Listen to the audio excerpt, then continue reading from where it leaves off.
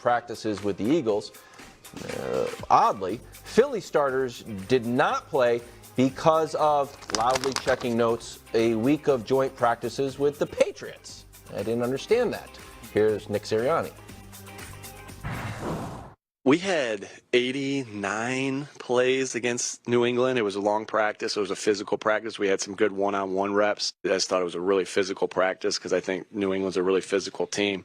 That's not enough rest, in my opinion, to put those guys back out there. Huh? Well, what? Still, by the way, still batting 1,000 for all of NFL history of coaches saying the team they just practiced against was physical. Well, I'm yet to see the one be like, man, that was a really finesse team we were up against this week. Basically playing patty cake out there. Here's the problem. My problem is twofold. One is, last year in week 1 of the regular season, they played the Patriots. And they won, but they seemed lethargic, out of sorts. And Nick Sirianni said after that week 1 game, maybe it was a mistake not playing my guys in the preseason. Now, they started 8-0 the year before. That last year they started 10-1. So I get that piece of it.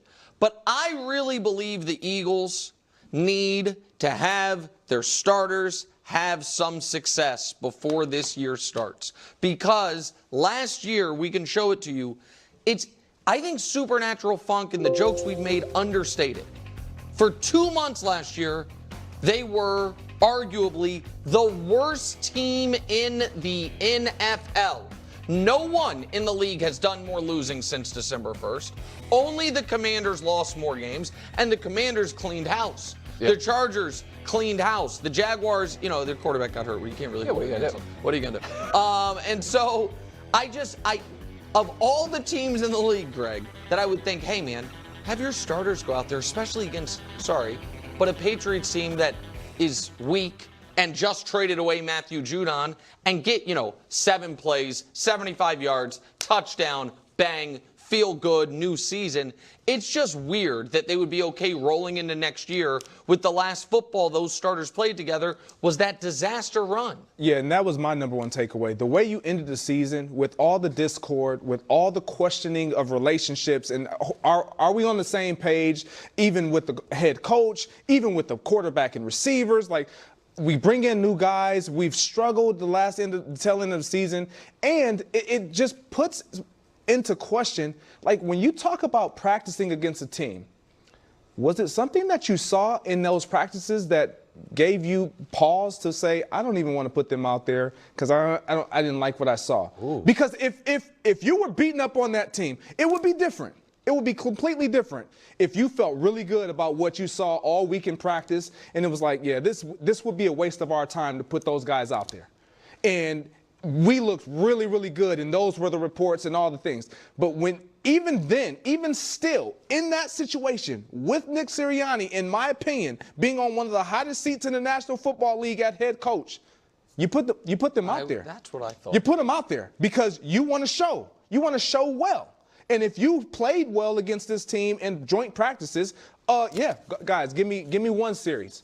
Just give me one series. Can I ask you a question? Because I've never been in joint practices versus preseason. What is the intensity? If games are here, joint practices are here, or in joint practices, where are preseason games? So I think you can get a lot out of joint practices. I actually enjoyed them. I didn't think I would ever. I did it when I was in Miami. It was my first time experiencing it. I thought they were great because it is ratcheted up a little bit because you're competing against someone that doesn't wear the same helmet as you. And so naturally you want to show well because this is our team, that's their team. However, it's different because you're not hitting. There's some things that you just go in and you're like, there's no butterflies when you go to a joint practice. But when you're about to play a game, preseason and or regular season game, there are little butterflies because this is live. This is real. You can't fake it. One guy might go a different speed or intensity level, but you better believe you better be ready to go because he's going to hit you or you're going to hit him. So I don't buy that in the joint practices we got our bulk of the work. As much as in the games. Okay. You have a take on joint practices? What? No, I gave my take about the Eagles offseason. We have to go. Dusty's in my ear, and I'm listening to him. We got to move. We got stuff to do. We got Ian O'Connor on the show. I know, but it's like when we have our pre-show meetings. Sometimes I'm out there trying to you give your hottest takes at 10 in the morning before you've had your mocha frap, and so and then you come out. All right, so what will we see when Jalen Hurts hits the field? Well, Henry McKenna writes on FoxSports.com that a mobile Jalen Hurts is key to the Eagles' success. Bottom line is that the Eagles can't escape how badly they need Hurts' mobility in rushing production. His dip in rushing efficiency in 2023 wasn't just a symptom of their offense, it was a cause. Expect Jalen Hurts to return to his 2022 form. Do I expect it? No. Am I saying it's impossible? No, I'm not saying that. But right now, if I had to make a bet, I would bet 2022 was an aberration. I thought Jalen Hurts there were a lot of positives coming in the way he handled the benching at Alabama, the way he improved as a player at Oklahoma. I saw that, I thought of it, and I'm like, okay, he's probably a second or third round pick. You know what I mean? A guy who, in the right system maybe. And then his first couple years in the league, I was like, yeah, it's exactly that. I thought he was getting the most out of his abilities it's like, oh, that guy might be a starter in this league. You know what I mean? Below average starter, but whatever. And then 2022, they almost go undefeated for the first 14 games of the year, and he plays a brilliant Super Bowl, unlike any of his 3 other previous playoff games. The 2 playoff games leading up to the Super Bowl, he had 270 yards passing total. Yeah. The playoff game the year before, he was way out of his depth against Tampa. And then the Super Bowl, he has 375 total yards, 4 touchdowns, goes toe-to-toe with Mahomes, is amazing. And then last year, he looked a lot like the guy from before. And so I am not... Because of that Super Bowl and that season, Greg, I'm not acting like it's impossible. But do I expect it? I don't expect him to be able to do that again. I think it's a guy who everything hit right in the right time. Greg, let me just show you the numbers, how starkly 2022 was from last year. 10 or more yards running, 61 times. Last year, 18 times. And then 20 or more yard runs, 15 times. Last year, only 2. So what are you expecting here? So I expect him to get back to what he was in 2022. Wow. And it's going to look closer like that than it will like it did last year. Wow. And I say that because a lot of things.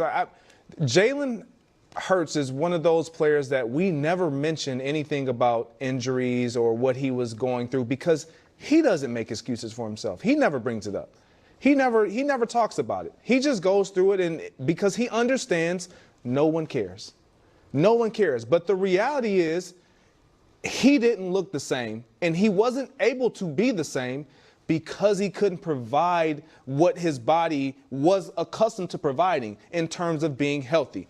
We didn't see him. The numbers are there's such a disparity in those numbers because he couldn't run the ball. When he would run, he's running straight out of bounds to the sideline. Yeah. He wouldn't turn up the field. There was no type of a burst in his running when he eluded the line of scrimmage and got outside the pocket.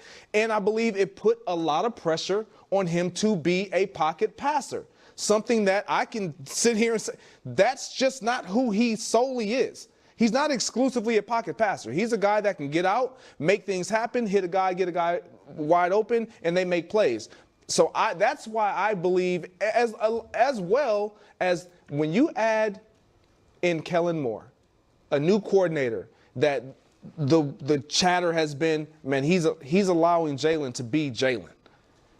There comes a moment where if there has been friction, and we talked about this yesterday, between head coach Nick Sirianni and Jalen Hurts, I want to prove to everybody, like, I'm that guy. And if he's going to allow me to do that, let's do it together. So I believe that he's going to go into the season with that chip on his shoulder, that type of an edge, and that type of approach. So that's why I think he's going to look closer to 2022 than last year. Then the Eagles will be excellent. If that's the case, they'll be excellent. All right. Yeah. Well, you believe in the Eagles? No, if Greg's right, the